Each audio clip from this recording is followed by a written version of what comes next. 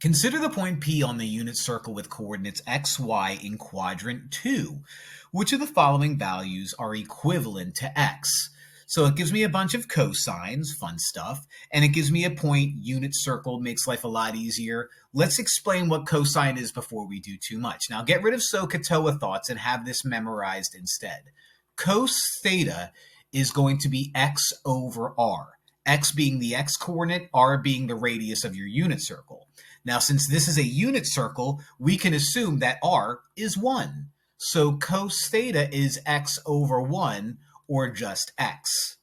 Now, here's the point that we're focusing on. I don't know exactly what this point is, but what I see is this point lives in quadrant 2, which means whatever value x is, it's a negative x. And whatever value y is, it's a positive y. So this could be like the point negative 0.3, positive 0.9, or something like that.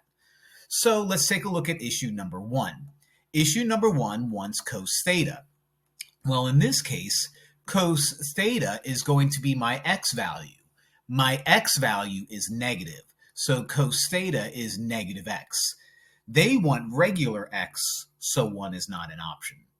Option number 2 is they want me to do 180 minus theta. 180 minus theta says, well, here's my theta, subtract it from 180. 180 is a half spin around the circle. So if I take that point and spin it halfway around the circle, I'm now over here. Now this is quadrant 4, where x is positive and y is negative.